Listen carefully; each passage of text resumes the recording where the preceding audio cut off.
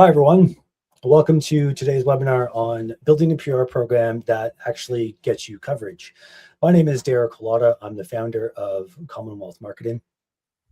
We are a sprint-based agency that focuses on helping businesses through moments of sort of commercial inflection, whether it's a product launch, fundraise, points in time when you really need to get it right. One part of what we do is help our clients get ready to go out to market as far as media is concerned. And obviously earned media now is more relevant than it has been perhaps ever, and we'll get into why. But first, I want to introduce my co-host, Harry Burns. He's the co-founder and CEO of Rep AI, a reputation consultant who has been involved in probably a number of the front pages that you've seen in the UK over the last sort of 10 to 15 years. Harry, welcome, and thanks for being part of this. No problem. Thanks for the invitation, Derek. So I spent about 10 years in UK politics working on election campaigns and communications before moving into the private sector. And I've been a PR advisor to governments and CEOs working on risk and reputation and crisis management in the UK and around the world. And some of the things I think that we're going to talk about have always been true and remain true in today's media environment. But obviously my job and your job, Derek, has changed dramatically over the years, particularly with the advent of AI. So hopefully we can talk about some of the tips and tricks that will allow you to make an impact in your PR strategies in today's information environment. Yeah, absolutely. Earned media has always been an important part of the marketing mix, especially for certain sectors. I mean, if you are in the B2B space, if you're working in a highly regulated sector in particular, or you are selling a product or a service where trust is essential to your go-to-market motion, earned media is something that creates sort of outsized returns if you get it right. Now, it's tricky though. So you can't just sort of throw out a press release and expect somebody to cover it, especially if you're just talking about yourself, right? You have to add value to the reporter. You have to add value to their audience. And this is sort of one of the main reasons I think why a lot of businesses shy away from pursuing earned media is they struggle to make that connection between my commercial objective as a business and then the media's objective as it relates to their audience and the stories that they're trying to tell. It can also be time consuming. The best PR is usually very fast and it reacts to changing circumstances. You kind of have to always be on. We've both been in PR agencies in the past, Harry, and I mean, sure, I may have signed off with my laptop at 5 or 6 p.m., but I was on my phone all night, keeping track of the news, just in case something popped up. So the importance really of having a system, I think, is essential here. Harry, I don't know if you have anything to add to that. Yeah, no, it's right. I mean, the best time to prepare for a communications crisis or for a big announcement is in the before times, in the times of peace, as we would say in the PR industry. And so getting the strategy in place beforehand, getting your stakeholders all in agreement about what you want to say and how you want to position yourself, when it's not in a moment of crisis, will allow you to respond incredibly quickly when something does arise. And as we were talking about, speed is of the essence when dealing with a crisis, but also capitalizing on an opportunity. And we should say that that we're going to try and talk in sort of broad strokes in terms of PR. So this will be relevant for for NGOs and third sector organizations, as well as for private businesses and even governments and government institutions, because we've worked across all these industries. And we should say that if you have any questions, and hopefully you will do, you can drop them in the comments of the YouTube stream, and we will do our best to answer in the fullness at the end of the session. Cool. So as I said, earned media has always mattered, but now it probably matters even more. Harry, why is that? So I think when we say earned media, we mean any publicity that you get for your organization or for yourself that you haven't paid for. So that doesn't mean you haven't invested in it, because all good PR strategies require investment, whether that's your time or your money. But earning your place in the media has always been the most valuable thing that you can do as a brand or as an organization. People know that that you haven't paid to be there, that you've earned it, that you deserve to be there. And in the age of AI, when information has never been less trusted, where we not only do we not trust the message carriers, but we don't trust what we see before our eyes. So that's why getting yourself into a respected, credible, top tier media outlet, or getting yourself onto the YouTube streams or the podcasts of trusted message carriers with large audiences is a way to earn yourself instant credibility, and a way to make sure that your message is seen as valid and as believable. And obviously, the more earned media you get, the more chance you have of showing up in large language model searches. So in the past, we all know that when you want to look for information, you went to Google. Companies could buy their position on Google's homepage through advertising, but now people are increasingly turning to large language models, ChatGPT, Gemini, and Claude to ask them questions about which product to buy, which service to use, which holiday to go on, and so these large language models increasingly draw from credible sources such as your top tier media, but also Reddit as well. And so the more that you can get your message and your brand out in these highly quoted sources, the more chance you have of showing up in these large language models, which is going to become increasingly important as people prioritize them over your traditional web search. Yeah. And I would add too that I think there's an important dynamic here where large language model searches, ChatGPT, Perplexity, they haven't necessarily replaced Google.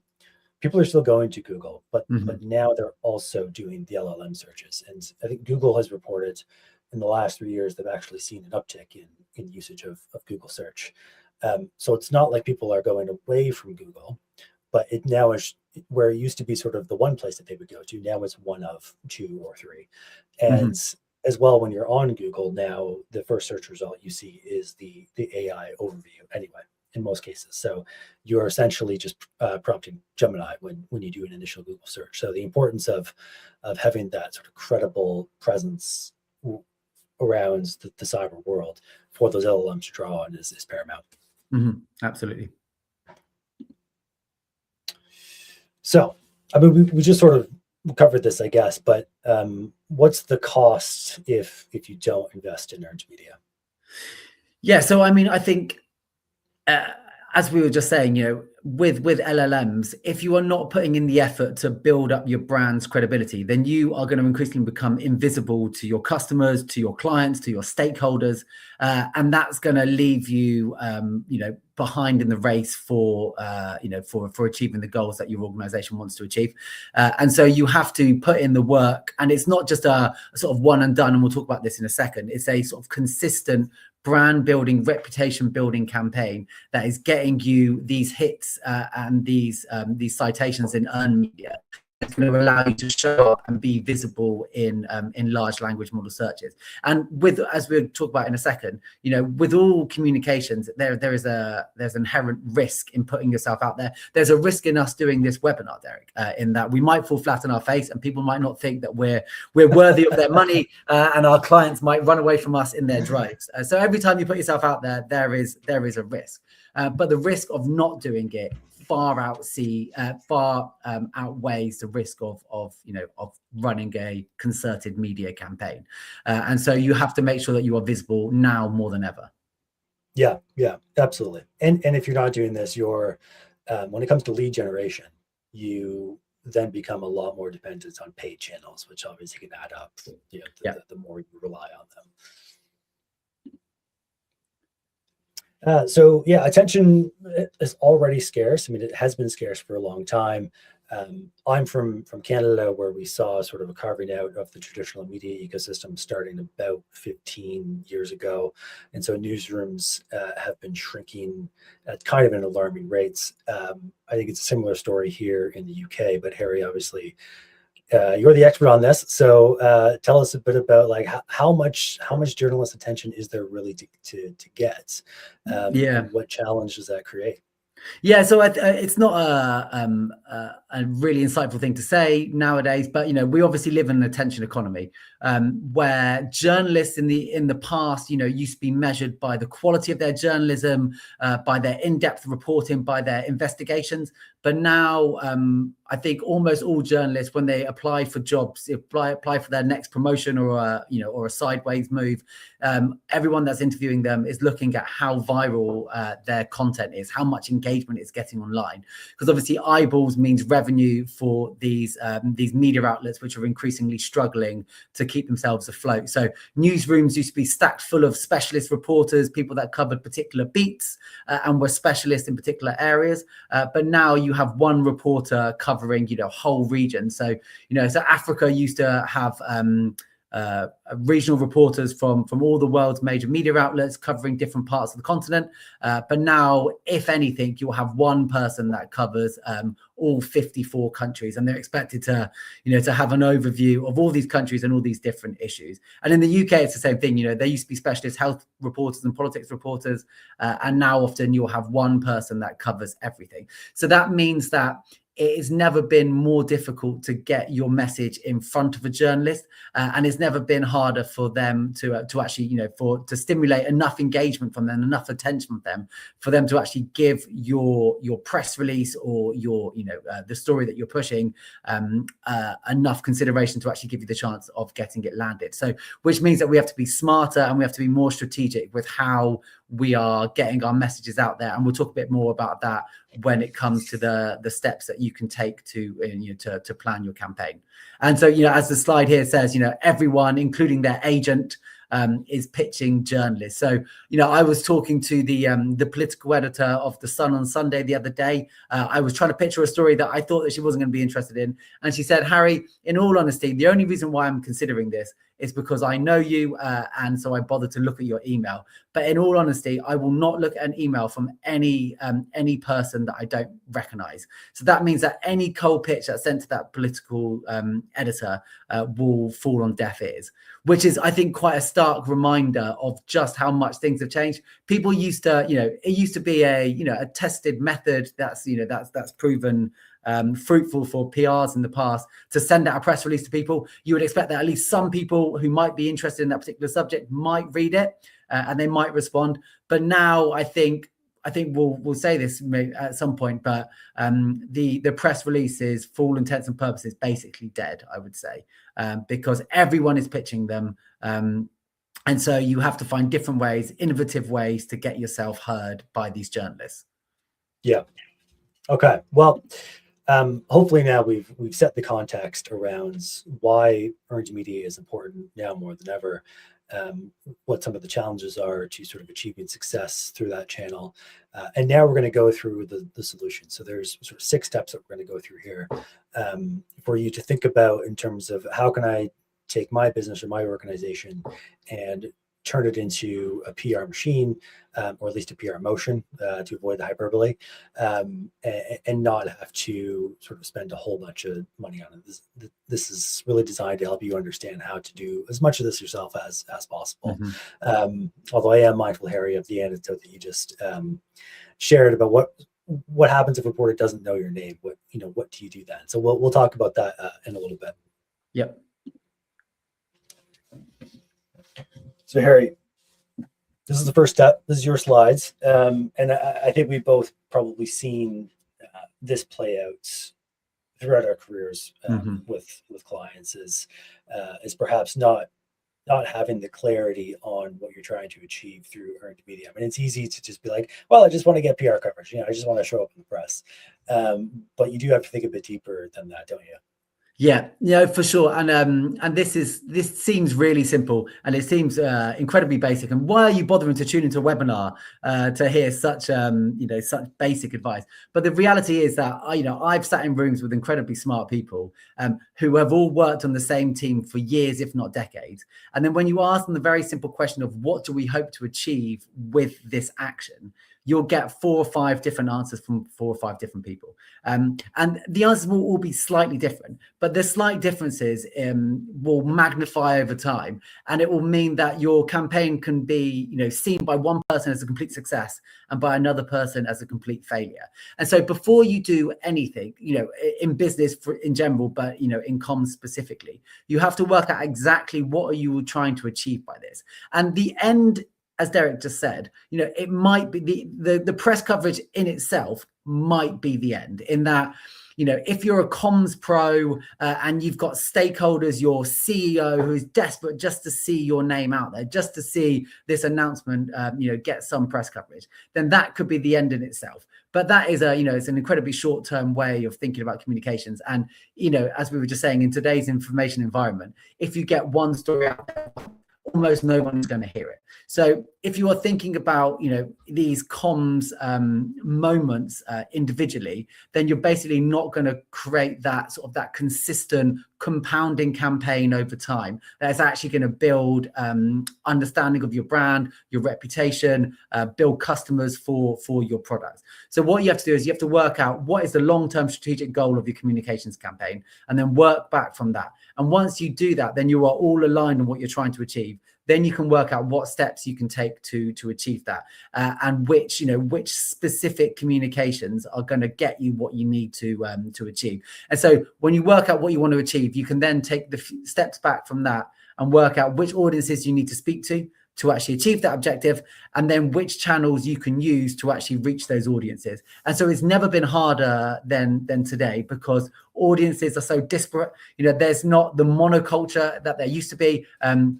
Everyone doesn't crowd around the TV at 6 o'clock to watch the BBC News like they used to. And so, so trying to get your message in front of audiences requires you to take multiple different approaches, which we'll talk about again in a second. But yeah, aligning on the objective is incredibly important. And so I've just, roll into this because, not only do you have to achieve, you have to work out what the objective is of your organization. You then have to work out the answer to the magic question, and this is the question which stumps so many when they send out their press releases or contact journalists. The journalists will read it and they'll say, interesting, but so what? So why does this matter to me? Why does this matter to my readers? And so often we are consumed with our own circle, with our own stakeholders, that we don't think, what we call beyond the room. We don't think beyond our own little network about why would any ordinary person actually give a damn about your message. Just because you say it and just because it excites you and it excites your friends and your colleagues doesn't mean that it's going to excite the wider public. So you have to work out what their interests are, what their motivations are, and then align your message with that. Yeah. And I think an important lens here is you've got to zoom out a bit. Like, we all work for the greatest organizations and we all think that our product or services is the best. It's human nature to just sort of be in your bubble, but reporters don't think that way. And so you've got to sort of think about the second order effects of whatever it is that your organization does. Yeah. So as an example, I did some work in the past for a micromobility company. So shared e-scooters, e-bikes, that kind of thing. And they were being rolled out in new cities that had never had any micromobility provider previously. And so, where the organization really wants to go in terms of how great our scooters are and how intuitive the app is and all these things, most reporters were like, well, I don't really want to just sort of do a pitch for your business. Like, how does this affect the community? And so then it was a matter of, how do we piece that story together? It was, what's the economic impact of these things? What's the traffic impact of these things? Backing it up with data is essential for reporters. And so that was an interesting story for them to tell, which is sort of, it's higher level. It's about community impact. It's not necessarily about how great the micromobility provider is, but they then become sort of the hero in that story. And like, here's all these benefits, and here is the entity that is enabling those benefits. So it's just a matter of sort of changing your lens to get to that so what. Yeah, and start with the wider context, and then weave in your particular self-interested message within that. So it's not just clearly naked publicity for your organization. Harry, you mentioned the importance of taking a risk. Going out to media, especially for the first time, if it's the first time that you are doing it or your organization is doing it, can be nerve-wracking. So talk a little bit about the mindset that is required around risk and around managing those nerves to help you be successful in your PR program. Yeah, so so it used to be true that you could, you could come up with a really sort of authoritative communication strategy that that targets your message carrier, so your spokesperson, your CEO, at really really credible, respected media outlets, that you can negotiate with these media outlets beforehand the rules before any interview. So so for PRs like me in the past, we would sit down with an editor of a news program, and we would say, hey, look, it's great that you want to interview my CEO. Can we keep it about these topics? And we would like it to be 5 minutes long, and for you not to, not to stray into these particular areas. And more often than not, you could come to some sort of, negotiated agreement, and that would de-risk that that particular communications activity. But nowadays, as we've just talked about, the fragmented media environment means that if you are, if you want to get heard, you have to take increasing risks, which means putting yourself and your spokespeople outside their comfort zones. It means going into unconventional areas and speaking to people who maybe aren't your natural bedfellows when it comes to your organization. And because you realize that they have the audience and the reach that's going to allow you to speak to the people that you want to speak to. So in politics, politicians are inherently risk averse, because not only does a bad media interview potentially risk their reputation, but also could impact their livelihood, and that they could lose their job, they could lose their ministerial role if they mess up really badly in a particular interview. And so that would mean that politicians would be very selective about which journalists they speak to and which platforms they go on. But if you do that now, you are never going to be heard by anyone.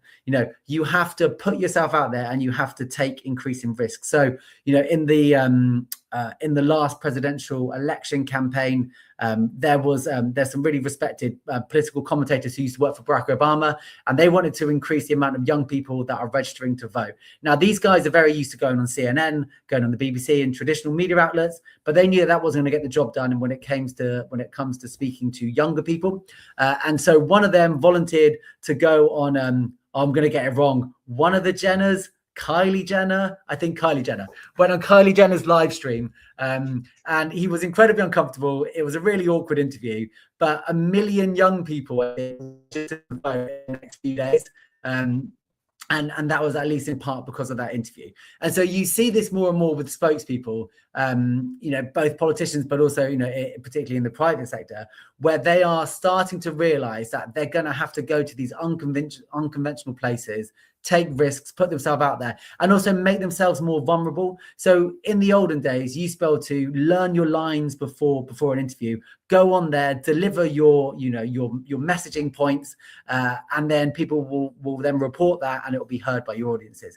But now, unless you are saying something different, putting yourself out there, being a bit more open and a bit more personal with your messaging, then no one is going to hear you. You have to speak with personality, speak with authenticity. I hate that we talk about authenticity all the time, because it's a sort of a hackneyed expression, but it is true that if you sound like an identikit politician or an identikit spokesperson for your business, or just a business in general, then you're never going to cut through. You have to create that personality to make you resonate, and to make you sort of, again, reach beyond the immediate audience of people that are listening to you. Yeah, and I think there's a really understandable instinct to say the safe thing, because you feel like you are in a potentially uncontrolled environment. You don't know exactly how this message is going to land, because you don't own this channel, and so the instinct is to just sort of walk a party line, or walk a talking point. But that is a good way to then sound like everybody else, right? And to your point about taking a risk, if you can come up with an angle that has a little bit of a sharpness to it, that is maybe even a little bit controversial, that can be a huge help. So why don't you talk a bit about that? Yeah, and especially, you know, in the age of AI, being competent is no longer a sort of a differentiator. You know, in the past, if you wrote a good press release, you know, PR people like us and in-house comms people used to pride themselves on writing a good press release, because that could make the difference between it being read or it being rejected. And so, but now, you know, now because Claude can do a perfectly passable first draft of of press release for anybody, it means that no longer can you stand out just by being competent, which means that you have to be different. It means that you have to try different things. You have to, as we just said, you know, you have to take risks with what you're saying. You have to speak in an unconventional way. I mean, Steve Jobs is perhaps one of the greatest sort of business communicators of all time, because he would say things that I bet you if he told you know, his colleagues or his friends before one of his presentations that he was planning on saying some of the phrases he did, you know, they would say, oh, that doesn't sound very professional. You know, that doesn't sound like the, you know, the language a CEO would use. But he knew that that was going to be the way that you actually resonate with people, by sounding different, you know, by sounding like a sort of a unique voice. So he used a lot of slang, you know, and even with the iPod slogan, which was you know, think different. You know, lots of people told him he to say, you know, it's think differently. That's more grammatically correct. He's like, yes, but that's less memorable. And so, you know, he pushed a boundary. He sounded different. You know, he thought different, and that allowed him to to cut through the noise. And so, you know, so try different things and try different forms of language to see what actually manages to get it read or get it heard by your audiences. Yeah. Another hot tip on this one, I would say, if you are in an organization that is large enough to have your own legal department, maintain a respectful but not subordinate relationship with that department. Yes, because they would have you not say anything ever. Because that is the safest legal strategy. That's right. Yeah, that's why we spend a lot of our time battling with lawyers as PR consultants. Yes, yeah, and on the other end of the spectrum where we want to go everywhere, do everything, then repeat. PR, like any marketing strategy, has to be multi-touch. You have to be doing it on an ongoing basis. It's not sort of a flash in the pan. So Harry, again, if you can just talk about the mindset here and what this looks like in practice. Yeah. So again, you know, the in the previous world, you used to be able to, you know, spend a week crafting a really great press release, sending it out once, and then it gets some coverage. And then not only does it get coverage, but your audiences will then read that paper or watch that news program and actually see what you're saying. But nowadays, you almost get no opportunity to get your message in front of the audiences that you need to speak to, which means that rather than doing one press release or one interview or one post on LinkedIn about an event or about an announcement and thinking that's job done, you know, that is a failing strategy in today's environment. If you want to get your message out there, firstly, you have to obviously set your message and then stick to it. But then you have to use every channel that's available to you to get your message out there. And so that means, as we were saying, you know, going everywhere, going to people and places where they already have audiences already built, so that you're not trying to build your audience yourself, because it's great putting stuff out on your channels, but often the only people that are following you on your channels are people that already consume your content, that already agree with you, that already buy your services, already think good things about your organization. And so to find what we call, you know, in politics is the undecided voter, or it's the it's the potential future customer that knows nothing about you, or the potential stakeholder that you haven't yet engaged. You know, to reach those people, you have to make sure that you are repurposing every announcement over and over again. You're using all the different channels that are available to you. You are pitching yourself into environments that are maybe outside your comfort zone, and that you are constantly repeating this. You know, it's only when your stakeholders and you yourself are completely sick of your own message, it's only at that point that ordinary people might actually start hearing it. And so you have to push through the pushback from your stakeholders who are saying, you've got to stop saying the same thing. You've got to stop putting out, you know, content about this particular issue. You know, I'm tired of seeing this. It's time to change the record. It's time to change the story. The reality is it's never time to change the story, unless it's a bad story, of course. your messaging, the most successful brands of all time have said the same thing forever. They have kept the same brand forever. They don't change their logo. There's no such thing as a good logo refresh. All logo refreshes are bad ideas because it ruins the compounding of your brand. Again, that is unless your brand is incredibly tarnished by some sort of crisis. But generally, the rule of thumb is, keep repeating what has been working throughout the years. Don't get bored. There's a reason why Coca-Cola runs the same style Christmas advert every year, because it works. It evokes a sense of a sort of emotion and emotional connection to the brand. And if they were to change that, then they would ruin all of that brand credibility that they built up over time. So, so you have to keep repeating over and over again and pushing the envelope to make sure that you are actually getting your message out to your audiences. Yeah. One of the ways that you can do this, one of the tools in your toolbox is newsjacking. And I think this one is particularly useful if you're in the early stages of standing up your PR program, because it doesn't necessarily rely on you having an announcement or to sort of have already been in touch with reporters. All it requires is for you to have a clear point of view on something that is hitting the news now. So if it's in the news, reporters already care about it. And if you can craft and articulate a point of view that is directly tied to your own business, your own organization, it is a really good way to insert yourself into the conversation. Now, again, this does require you to be kind of up on the news. And again, you've got to react quite quickly. One example of this, just a couple of weeks ago, I was in my kitchen. It was around 5 p.m. I think I was making a cup of coffee. And I got the Financial Times notification on my phone saying that Demis Hassabis was stepping down from Google DeepMind. The AI world is one that I'm really interested in and one that I talk about fairly often on social media. So when I saw this news, I sort of said to myself, I want to get something out quickly, because this is a really significant story. What this means for the UK is quite significant.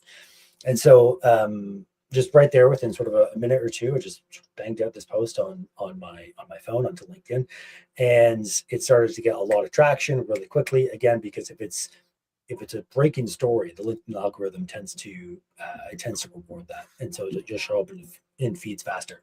Pardon me. And then what happened is the LinkedIn news team picked it up. So you'll know if you go on LinkedIn and look in the top right corner, you'll see trending stories. Those are all curated by an editorial team that works at LinkedIn. They have their own newsroom.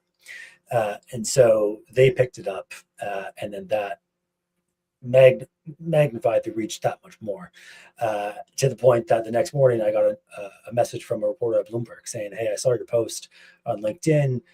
Do you want to have a chat about sort of what this means for the UK ecosystem, the UK AI ecosystem?" And I said, absolutely, I'd love to do that. So we got on the phone, just chatted for 30 minutes about sort of all things AI, what this means for Google's brands, what this means for the UK's brand as a center of excellence for AI. And then later that afternoon, I ended up in the story on Bloomberg. So for 24 hours, that newsjacking then created tier one coverage. And I mean, to be honest, my business is quite new. I'm not out there sort of talking to media all the time, because I'm building a business like sort of all the viewers are as well. But it just goes to show that newsjacking, if it's the right kind of story, it fits you and your brands, and you react quickly and with a clear point of view, it can pay off. It can pay off hugely.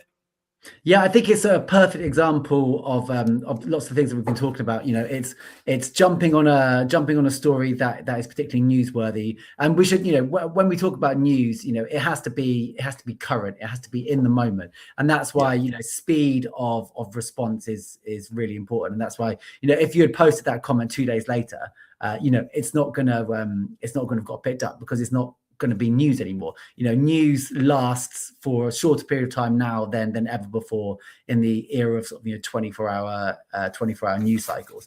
And so I think it shows what can be achieved with limited resources by jumping on something. And also, you're speaking about something that you have personal authority on. You spend a lot of your life thinking about and talking about AI, but also importantly, it ties in with the overall news agenda of of almost all tier one media at the moment, which is all the developments that are happening in AI. And so making sure that that you have personal authority, that you're acting with speed, that you're aligning with the overall sort of media interests, allows you to to get your message out with some really great free publicity for Commonwealth. Yeah, exactly. Sort of to sum up, really, I guess the main point that I take away from this and from what you have been saying, Harry, is that this is effective PR is really about a conversation. It's not a campaign, right? Mm-hmm. Yeah, no, for sure. It sort of it compounds over time, and actually, one of the questions that we've got, and I always get when I do these sorts of presentations, which is, it's all well and good that you're talking about this. You are a PR advisor, often to large organisations who pay you lots of money, not as much money as one might think or one might hope, but they pay you money to provide these comms functions. But most people don't have a large PR team, if they have a PR team at all. So so what can one person do? Maybe just a solo founder or a CEO of a small organization that doesn't have a comms team. I think the questions that we often get is, okay, great, but in reality, what can we do as one person? And I think, Derek, actually, if you switch on to the next slide, I think that's a good. We can give a good summary of what individuals can do themselves. So I think first and foremost is working out what's your angle. So as we were saying before, if you're just talking about your organization and just talking about the great things that you're doing, then it doesn't pass the so what test. It passes it seems self-interested. It doesn't seem like it's going to be of interest to the readers or the viewers of that particular news program. You have to work out what is the angle that allows you to get your message out there by talking about a story that is of interest to the viewers and the consumers of the content, but also really importantly to the gatekeeper, to the journalist. So individual journalists have their own interests. So making sure that when you are drawing up your media list, so you should always work out who the key media influencers are, and that doesn't have to be sort of traditional journalists. It could be influencers. It could be other stakeholders, because when we talk about communications, we can talk about it to sort of the wider public, but also to your internal team. So working out who the key people are that you need to speak to, and then drawing up a list of those people. And this can be done very incredibly easily with with AI now. You can ask AI about your organization and then find me the 30 people who are most likely to be a good conduit to the audiences that I need to speak to. And so that can be done in seconds. And then you can then sort of go through that list, validate it with your own knowledge, and then work out what the personal interests, the personal angles can be to pitch those individual journalists. And then when it comes to pitching journalists, as we were saying, the best way of pitching a journalist is through a personal connection, right? So that could be your connection with them, or it could be through an intermediary, so somebody that that can make an introduction. Or if you don't have either of those routes, what I would say is find a way to contact that journalist when you're not asking for something, but you're offering them something. So if you see they're writing about a particular story, you can say, hey, look, I don't know if this would be of interest to you, but there's this interesting report out there that I've read that could be useful to you and your reporting in the future. Or it could be just hey, I see you're writing really interesting stuff in this particular field. It'd be great if we could have a cup of coffee so that we can talk about if there's anything that I can do to supply you with any background information that can help to sort of flesh out your stories a bit more. So making sure that you're building those relationships in peacetime, which means that when you have something to sell to them and you want them to buy, you've already got that warm relationship. So anybody that tries to do sales knows that the hardest sale in the world is a cold sale. You have to have warm introductions, or you have to have that warm relationship with somebody to allow to get you past that first hurdle of so what? So why should I care? Why should this be worth my attention? So relationships incredibly key, but also then working out what works and what doesn't work. So as we were saying just a second ago, you have to try everything go everywhere and do it all at once. And then you have to then look at what works and then iterate. So make sure that in the future you're learning from what's worked in the past, what languages worked, which journalists have been responsive, and that you're pivoting your strategy to make sure that that you are giving yourself the best chance of success in the future. So so I appreciate that. That's quite a sort of a quick rundown of what you can do, and I know it can feel daunting to run your own communications in today's environment, but it certainly is doable. And it's as Derek just proved on that last slide, or last two slides, that you can get yourself out there just by commenting on the right story at the right time. And that's and that's really valuable stuff. That's something that you would pay a PR consultant quite a bit of money to to get you that sort of coverage.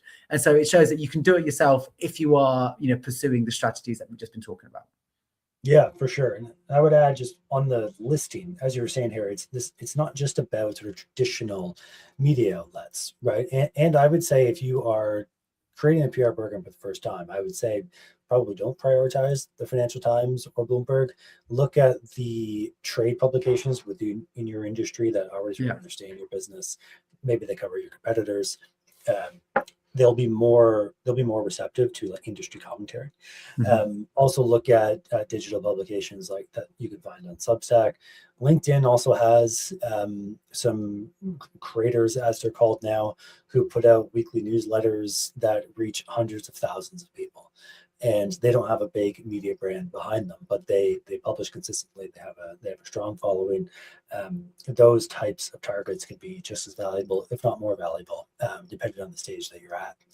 And the other thing I would add on measurement, the PR industry has been struggling with this for, I think, quite a long time, because it is difficult to make a direct connection between PR success and the commercial bottom line. So, as you were saying, Harry, in the beginning, understanding what you're trying to achieve, put some measurement around that. And that doesn't necessarily have to be X amount of sales next month. It could simply be, we want to get in this one specific publication, or get this one specific reporter talk about us. It could be, we want to land this one specific message in the coverage. You can customize it based on where you're at, but you should have some level of measurement to then guide whether or not what you're doing is working or not. Absolutely. All right, that's it for us. I think you covered the question that we got, right, Harry? Yeah. Yeah. Okay. Perfect. So we've put together a Notion page with additional resources to help you as you progress in your PR journey. Just scan the QR code, and you'll find information there on obviously Commonwealth Marketing as well as Rep AI. And there are some details there to sort of get in touch with us if you want to carry on the conversation. But with that, thank you for joining us, Harry. Thanks for being part of this. And look forward to speaking with you soon. Pleasure.